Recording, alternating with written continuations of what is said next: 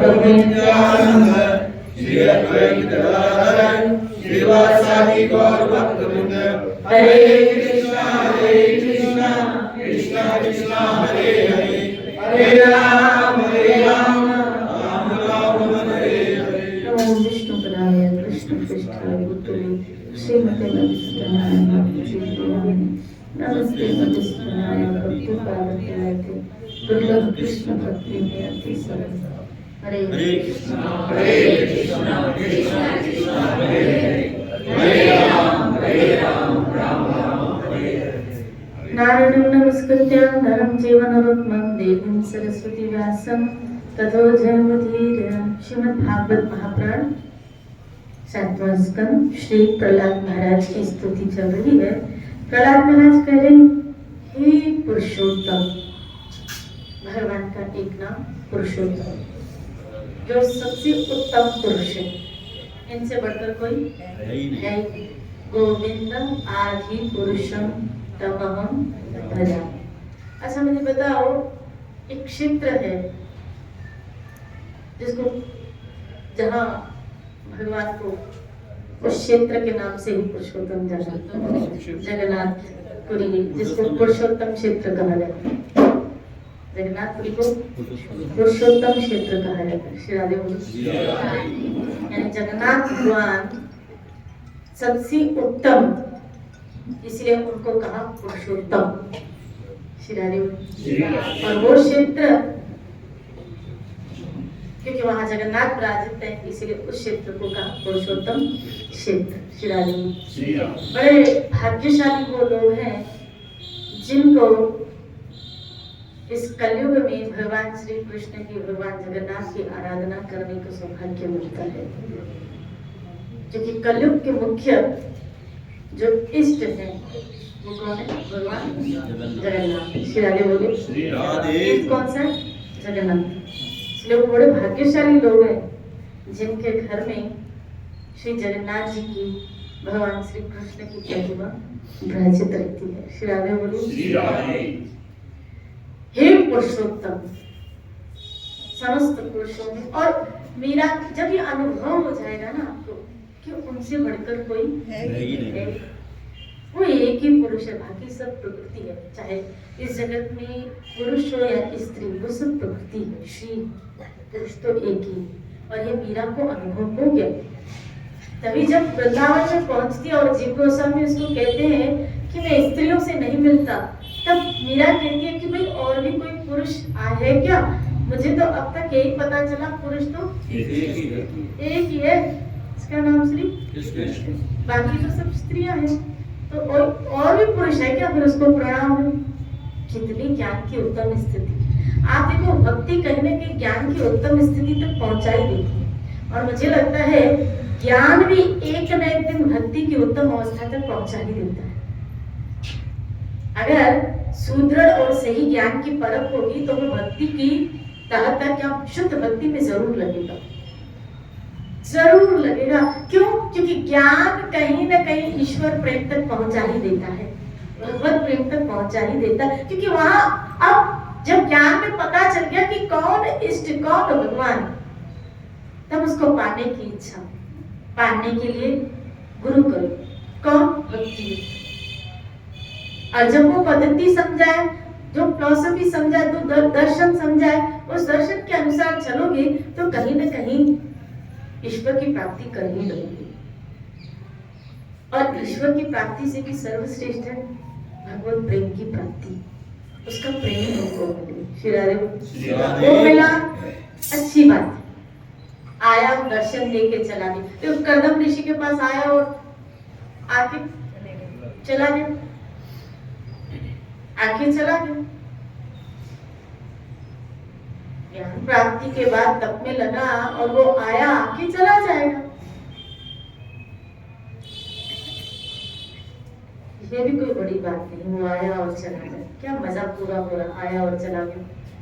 वो तो ये वो गया, न जी भर के देखा, न कुछ बात की, बड़ी आरज़ू थी।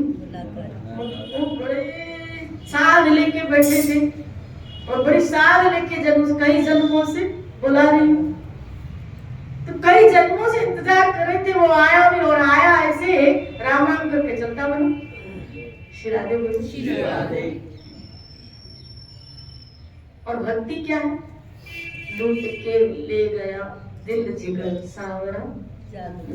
श्री राधे बोलो। खाली हो जाता है लेफ्ट साइड, व्यक्ति खाली हो जाता है, ऐसा लगता है अंदर से एक पार्ट चला गया, ढीला हो गया, खाली हो जाता है। श्री राधे बोलो। श्री राधे बोलो। जब किसी जीव को उसका स्नेह, उसका प्रेम, क्योंकि आध्यात्मिक मार्ग में जब आप समझ आती है तो जीव तो परमात्मा से प्यार करता ही है और करना भी चाहिए, इसमें कोई बड़ी बात। समझ आने के बाद श्रेष्ठ को अपनाने की वृत्ति ना आए तो तुम्हारा आध्यात्मिक जीवन में आने का फायदा क्या? हमारा आध्यात्मिक जीवन में आने का फायदा क्या कि हमको अभी तक ये समझ नहीं आई कि श्रेष्ठ क्या है। और गीता ने कहा मुझसे श्रेष्ठ कोई तत्व अर्जुन है ही नहीं। जब श्री कृष्ण की श्रेष्ठता का पता चल गया तब तो उसी से श्रेष्ठ से ही प्यार करोगे। लेकिन मजा तो तब आए ना उस श्रेष्ठ से प्यार करने के बाद आपको भी हमको भी उसका प्यार मिले। श्री राधे। जीव की एक पिपासा, एक तड़प, एक कसक बनी रहती है कि हमें भी खाली दीदार ही नहीं, हमें भी खाली उसका प्यार मिले। अरे पहले छोड़ो, ये ईश्वर का तो छोड़ो, इस भौतिक जगत में भी पिपासा बनी रहती है कि हमें किसी का प्यार मिले। हम रिश्ते क्यों बनाते हैं बता? इसलिए ही तो बनाते हैं क्या? दो चीजों के लिए, एक सहारा मिले, दूसरा प्यार मिले। एक उन लोगों का हमको सहारा मिले, दूसरा प्यार मिले। लेकिन गुरु ग्रंथ ने इसको तो खंडित कर दिया। नाने को कचड़ियां संगत, ये कच्चे सहारे। हमने सहारा और उनका प्यार पाने के लिए अपने आप को उनको दे दिया, जोड़ा, कि हमें स्थायी रूप में उनका सहारा मिलेगा, कि जब मुझे दुख सुख आएगा तो वो सहारा मुझे संभाल लेगा। श्री राधे। ऐसे एक नहीं अनेकों बनाते इस भौतिक जगत में, लेकिन वो सब सहारे ऐसे ही है, टूटते हुए तारे। जब तारा टूटता है ना तो दिखता भी नहीं कहाँ चला गया। ये सब टूटते हुए तारे हैं। श्री राधे। कहाँ चला गया? टूटा हुआ दिखाई तो देता है लेकिन कहाँ चला गया पता ही नहीं चलता। बिजली कड़कती हुई दिखाई तो देती है लेकिन थोड़ी देर में कहाँ चली गई पता ही नहीं चलता। ये सब टूटते हुए सहारे हैं, क्षणभंगुर, जिसको कहाँ चले जाते हैं पता ही नहीं चलता। मौत की एक भवंडर आता है और उनको हमसे जुदा कर देता है। अब वो कहाँ चले गए तुम न जाने कहाँ। हम बड़ी दुनिया में तन्हा हो गए। तुम्हारे उसको बनाया तुम न जाने कहाँ। हम खोजते रह जाते, फिर यादों में रह जाते। वो था तो ये था, वो था तो ऐसा था, वो था तो वैसा था। अरे ऐसा था वैसा था वो था, अब वो नहीं है तो, वो नहीं है तो बोला आप मेरा जीवन क्या। अब तो बस जीवन काट रहे हैं। कई लोग अपने जीवन को धकेल रहे हैं, पता उनके जीवन से जैसे मजा ही निकल गया। क्यों? क्योंकि वो अपने आप को बहुत तन्हा और बहुत अपने आप को बेसहारा मानते, अकेला मानते, तन्हा और बेसहारा मानते। क्योंकि सहारे वहां ढूंढे थे वो ऐसे ही है जैसे समुद्र के किनारे पे कुछ शब्दों को या कुछ घरौंदे बनाए और एक समुद्र की लहर आई और उस घरौंदे को, शब्दों को बहा के लेके गई। हमने भी सहारे ऐसे बनाए। यहाँ जितने भी हमने सहारे बनाए एक न एक दिन आप देखना हम सबों को दुखी तो होना पड़ेगा। इसलिए आधारित मत रहो इन सहारों। श्री राधे। या वो सहारे लेके ये मत सोचना क्या कि हमेशा के लिए अब मैं निश्चिंत। आपने जिसको सहारा बनाया ना उसने किसी और को बना के रखा। श्री राधे। इसलिए नजर हटी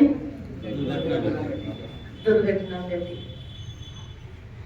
फिर गाते गाते रह जाओगे, दिल के अरमां आंसुओं में बहे।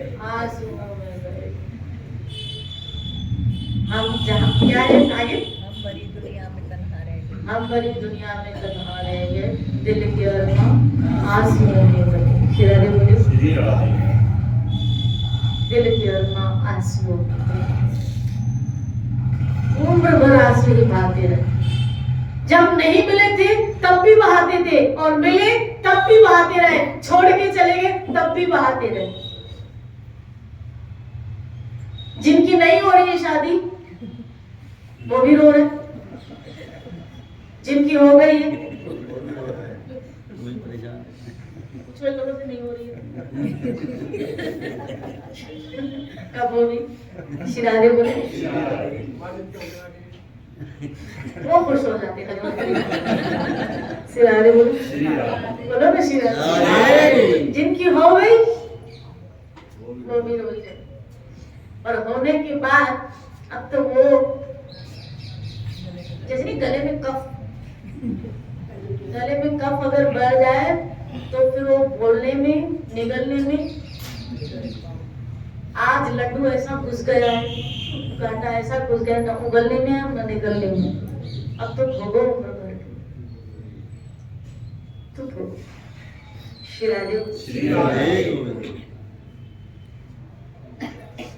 यहाँ सब उलट है।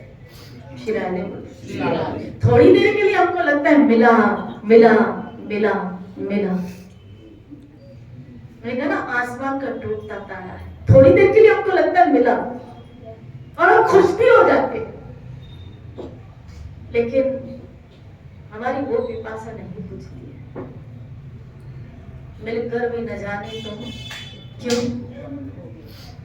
शिरारे बोले, कुछ ऐसा करें हम कि मिलकर। इसलिए कृष्ण को अगर पा भी लिया, भगवान को अगर पा भी लिया, आएगा और आकर चला जाए, ये मजा नहीं आएगा, मजा नहीं है। शिरारे बोले, मजा तब आए कि जब उसको यहाँ से जाने की इच्छा। इसलिए प्रभुपाद ने कहा, कुछ ऐसे कर्म करो कि ढूंढता हुआ भगवान तुम्हारे पास आ जाए। तुम भगवान को खोजने निकलोगे तो तुम्हारी उतनी इंद्रियों में क्षमता नहीं कि तुम उसको खोज पाओ, तुम्हारे वहां तक पहुंच नहीं है। कुछ ऐसे इस जगत में कर्म करो कि वो ढूंढता हुआ तुम्हारे पास आ जाए। शिरारे बोले, ऐसा भजन करो, ऐसी भाव, ऐसी भक्ति अपने अंदर लाओ, ऐसे गुण अपने अंदर लाओ कि ईश्वर मजबूर हो जाए आपकी तरफ आने के लिए। कहाँ ढूंढते फिरोगे? आप देखो ना कितने भक्त हैं उसके। आप बाहर मत जाओ, वृंदावन में खाली देखो, वृंदावन मत जाओ, जयपुर खाली देखो, ऐसे पूरा विश्व, पूरा ब्रह्मांड, एक नहीं अनंतों ब्रह्मांड, और उस अनंत ब्रह्मांड में आज भी ठाकुर जी की कोई ना कोई लीला तो चालू है, तो उसमें ऐसे उसके भक्त भी तो होंगे। तो सोचो भक्तों की गणना कितनी है। और पता नहीं कितने श्रेष्ठ श्रेष्ठ भक्त उसके पास पड़े हैं, उसके दर पे पड़े हैं, फिदा हो रहे हैं।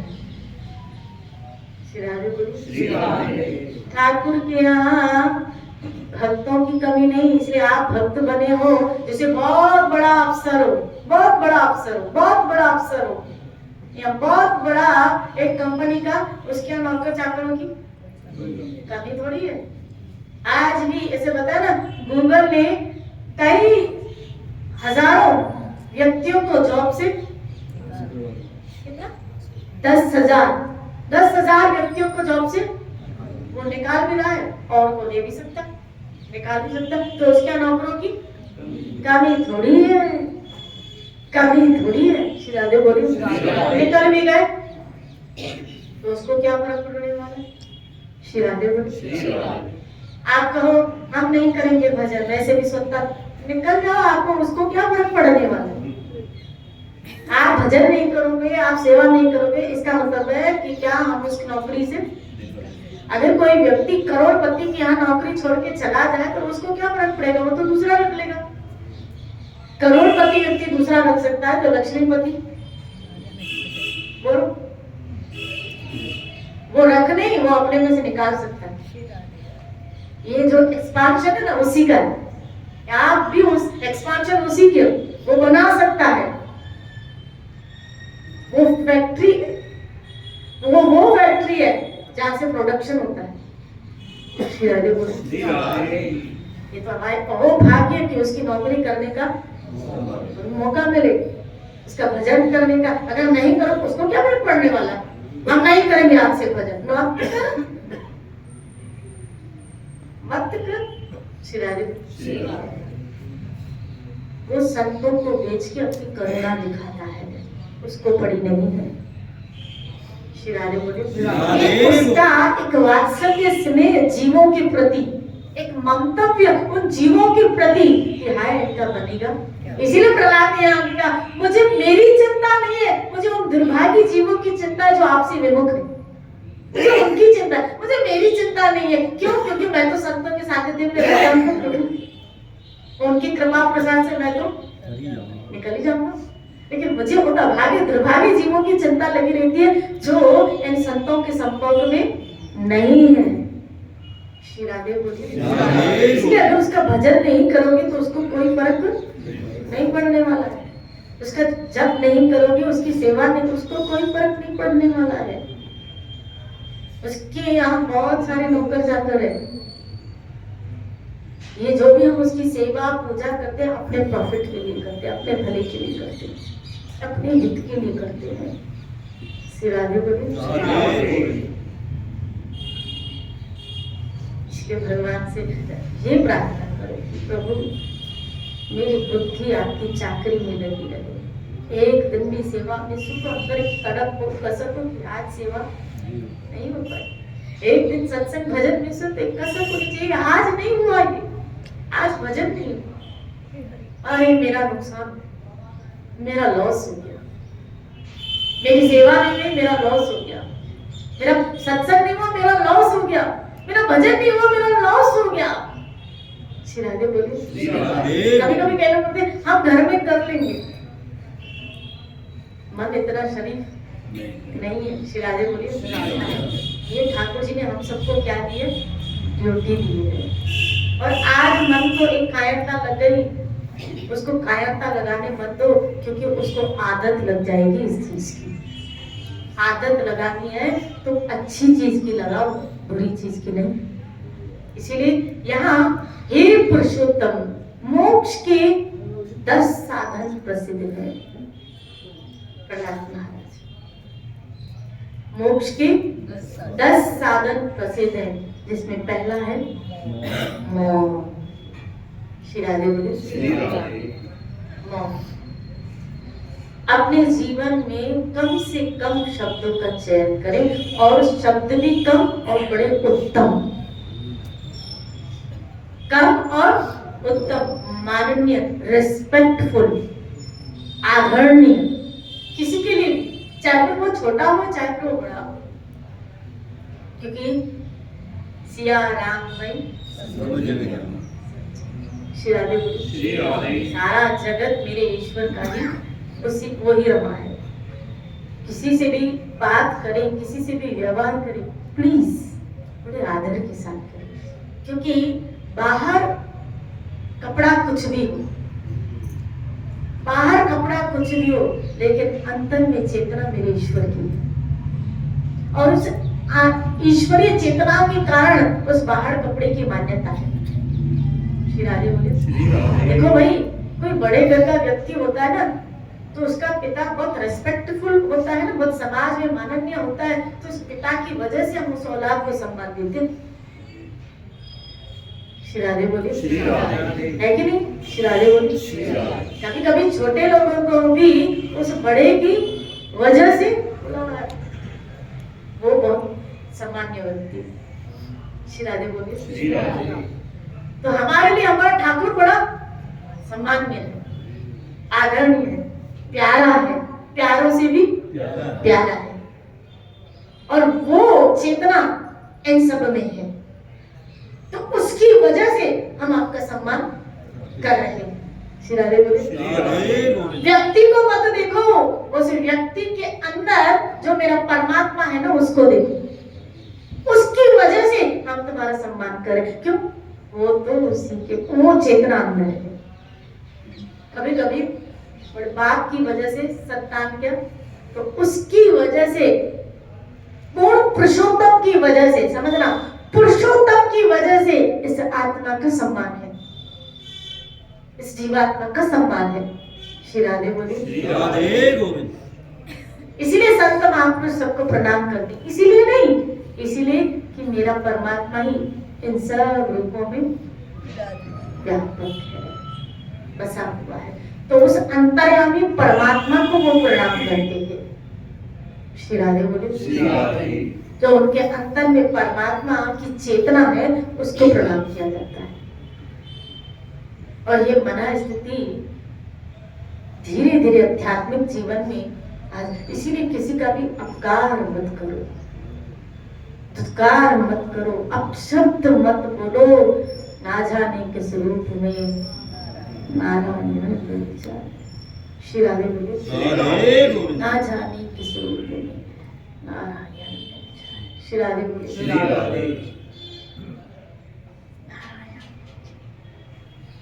और भगवान कभी कभी ऐसी कुछ लीलाएं कर भी देते हैं अपने भक्तों के साथ।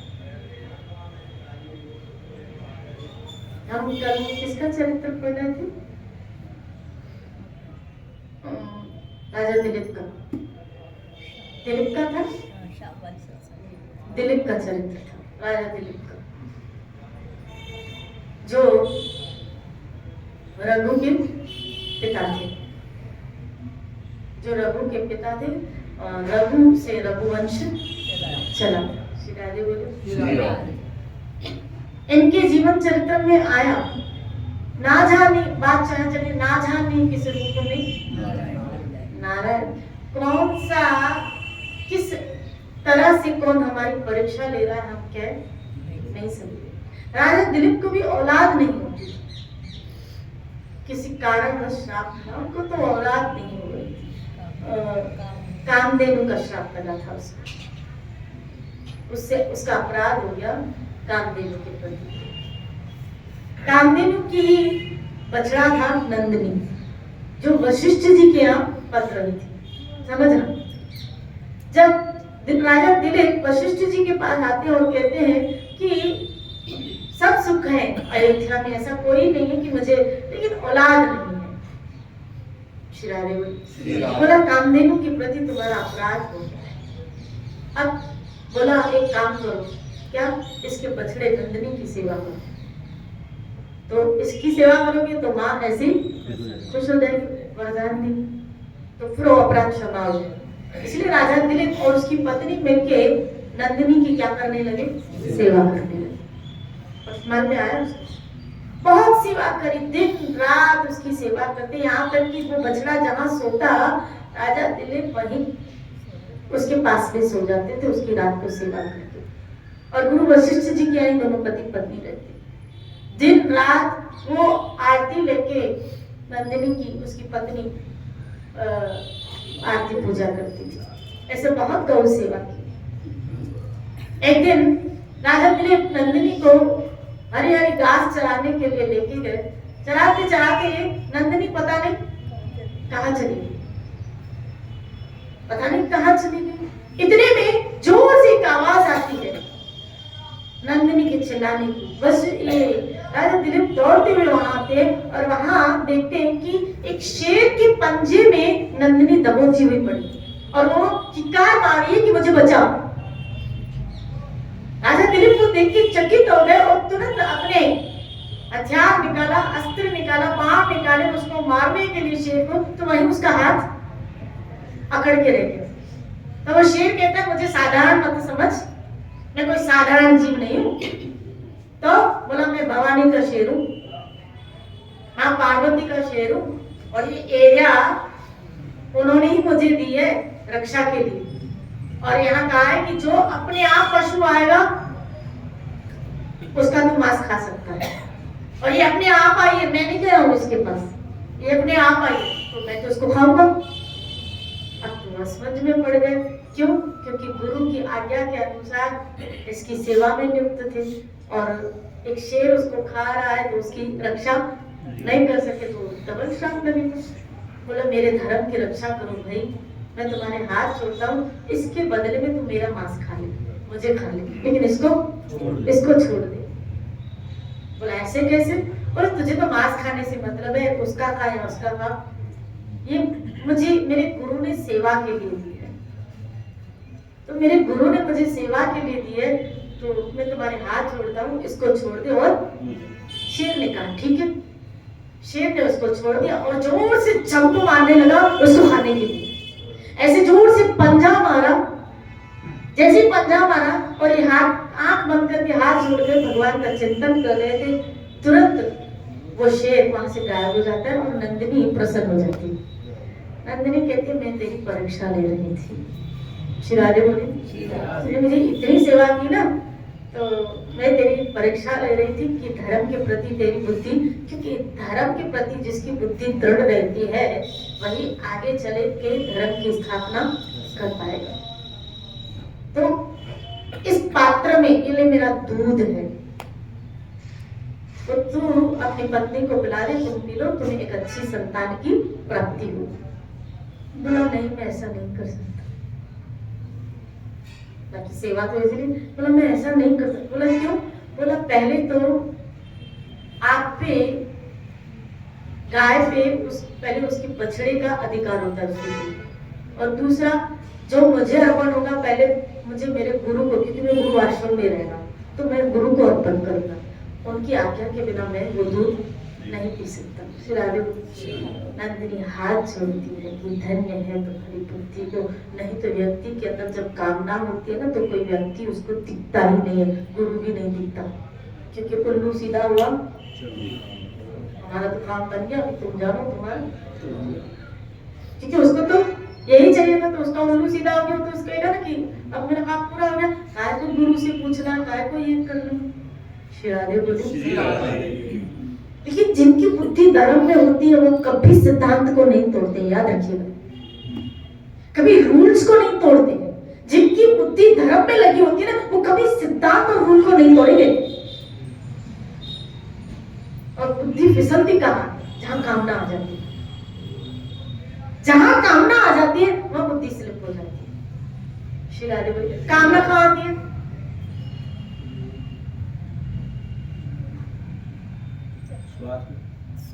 कामना मन में आएगी। श्री राधे बोली कामना कहाँ होती है? मन में। स्लिप कौन होती है? बुद्धि। कामना मन में आती है, स्लिप होती है बुद्धि। इसीलिए कृष्ण ने कहा तुम्हारा मन और बुद्धि मुझे। श्री राधे बोले जो स्लिपिंग वाली चीज है ना वही कृष्ण ने मांगी है, खतरनाक चीज है।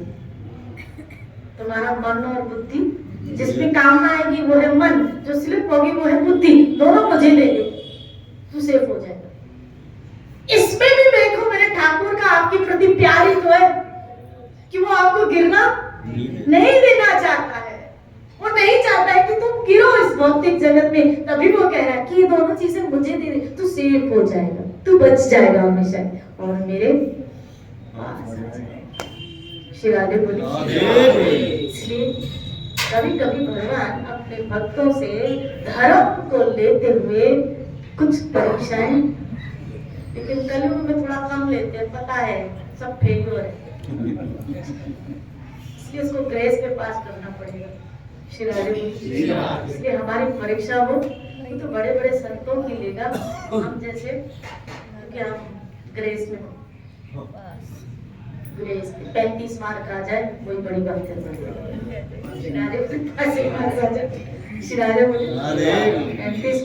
हमारी ऐसी स्थिति है 30, 32, 25 आ जाएंगे, बाकी ग्रेस आपको करना पड़ेगा।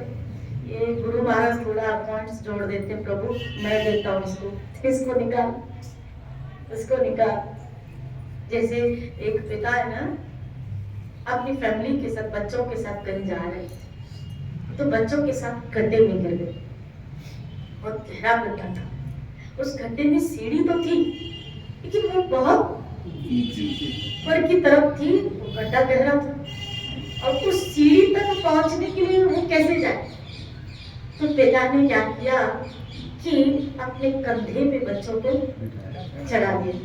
जैसे कंधे पे बच्चे चढ़ गए तो एक एक करके सीढ़ी पर पहुंच गए और वो बाहर निकल गए। पिता तो नहीं, लेकिन उस पिता ने उस बच्चों को, ऐसे वो संत है, हम सब इस भवसागर में गिरे हुए हैं, उस सीढ़ी तक पहुंचने के लिए, वहां तक पहुंचने के लिए वो हमें कंधों पे चढ़ा देते हैं। श्री राधे, तू तो निकल जा, बेटा देख लो, तू निकल जा, क्योंकि वो जिनकी शरण में है ना, वो उनको पकड़े हुए, मेरे कंधों पे चढ़ के तू निकल जा। श्री राधे बोलिए। और ऐसे संत महापुरुष अपने सर पे चढ़ा के, अपने कंधों पे चढ़ा के कुछ मार्क्स हमारे ऐड करवा देते हैं, प्रभु इनको निकाल देना, इसलिए दया करना। श्री राधे बोलिए। इसलिए जो उनके सानिध्य में आते हैं वो निकलते खूब भजन करो, अपने जीवन को धन्य करो।